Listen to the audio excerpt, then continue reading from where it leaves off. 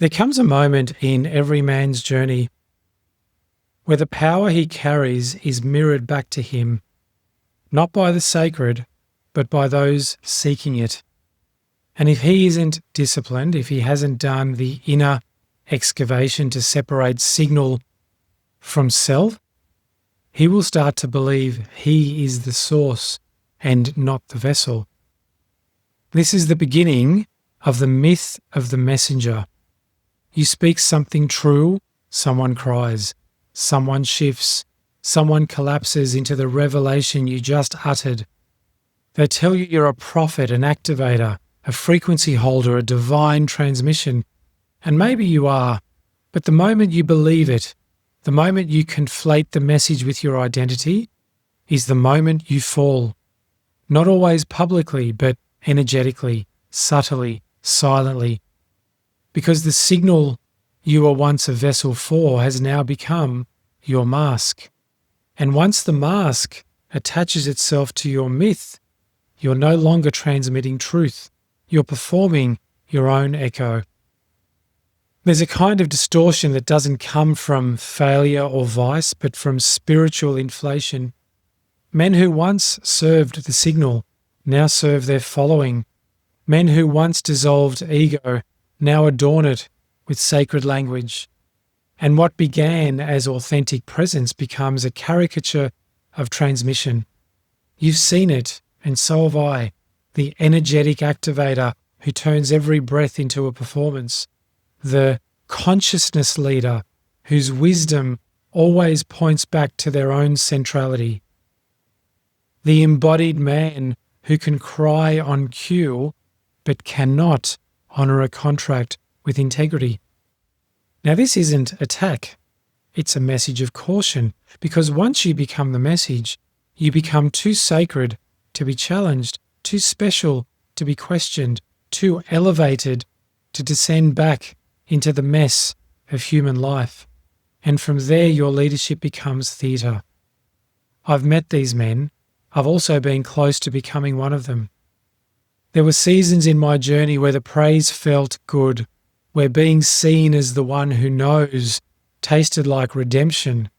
And for a time I drank that redemption, the myth, the reverence, the pedestal, until the pedestal cracked and I found myself demonized, thrown into the pit by the very people who once told me I was their mirror. Because here is the unspoken truth. When people idolize you without earning your presence, they will eventually resent you for withdrawing it. And the fall from their grace hurts more than the praise ever helped. So what's the remedy? Humility. Not the performative kind, not look how humble I am, but the quiet, the kind that doesn't need to be seen, the kind that turns off the camera when the real transmission happens, the kind that knows I am not the message, I am simply the architecture that carries it. And if I collapse into performance, the structure will fail. Now you don't need to reject your power. You don't need to hide your gift, but you must learn to hold it without fusing to it. You're not the sword, you are the sheath. And the moment you believe otherwise, you become dangerous. Because you no longer serve the signal, you serve your reflection in other people's eyes. That is distortion. That is fragility wrapped in sacred words, and that is the very beginning of a messy collapse. There are those who will try to live off their transmission instead of with it. They monetize their signal before it matures. They teach coherence before they've learned how to live it. They create offerings not from overflow, but from the desperation to remain relevant. In doing so, they pollute the very thing they were once a guardian of. Not because they're evil, because they're human, and they weren't ready for the power they carried. So what does it look like to be a real messenger?